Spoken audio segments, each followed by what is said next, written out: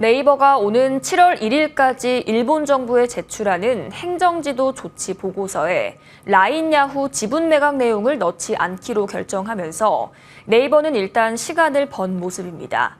하지만 일본 정부의 압박이 계속되는 만큼 매각의 불씨는 여전히 남아있는데요. 박미라 기자와 자세한 이야기 나눠보겠습니다. 어서 오세요.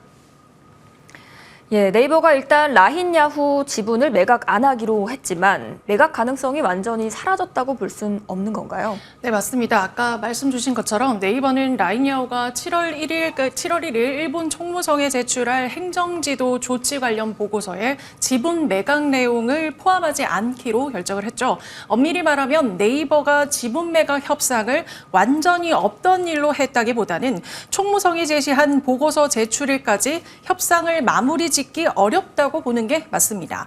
앞서 네이버가 대통령실에 7월 1일이라는 시한을 맞출 의사가 없음을 전달을 했고 양측 모두 지분 매각을 서두를 필요가 없다는 공감대를 이룬 것으로 전해지고 있는데요. 네이버는 사실 이전부터 지분 매각 가능성을 고민해 왔습니다.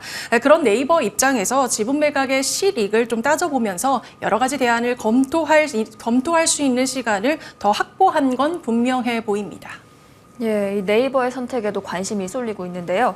소프트뱅크와의 지분 매각 관련 협상이 장기화될 수 있겠죠.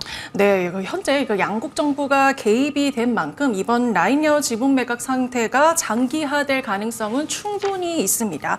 또 연이은 투자 실패로 현금이 부족한 소프트뱅크는 적절한 가격에 네이버 지분을 사들이기 위해서 일본 정부를 소위 뒷배를 삼아서 협상 강도를 계속 높이려고 할 겁니다. 만약 그렇다면 네이버가 일본 정부의 압박을 버티면서 라인 야후 지분을 끝까지 고수하기는 쉽지 않을 것이라는 의견이 우세한데요. 일본 정부가 모바일을 비롯해서 통신, 데이터 등의 규제 사업에 막강한 권한을 쥐고 있는 상황에서 네이버가 일본 정부의 의사에 반할 경우에는 현지 사업에 불이익을 받을 가능성도 배제할 수는 없습니다. 사실 이전부터 네이버가 라인 지분을 부분 매각하는 이 안이 가장 유력한 안으로 언급되어 오지 않았습니까? 네, 쉽사리 예단할 수는 없지만요. 만약 라인 지분 매각이 어쩔 수 없이 해야 한다면 앞으로 네이버가 얼마나 유리하게 협상을 잘 끌어올릴지가 관건인데요. 부분 매각을 하더라도 네이버가 라인의 일본 사업에 한해서만 지배권을 넘기고 지분 재조정을 통해서 동남아시아 국가의 사업은 네이버가 확실히 가져오는 방안이 유력하게 대두가 되고 있습니다.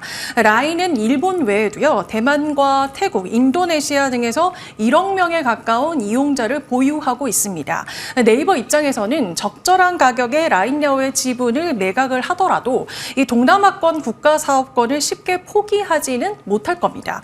이처럼 지분 매각 협상이 워낙 복잡한 구조로 이게 얽혀 있는 만큼 협상이 해를 넘길 수 있다는 관측도 조심스럽게 나오고 있는 상황입니다. 그렇군요. 오늘 네이버의 라인 야후 매각 관련 이슈 짚어봤습니다. 오늘 말씀 잘 들었습니다.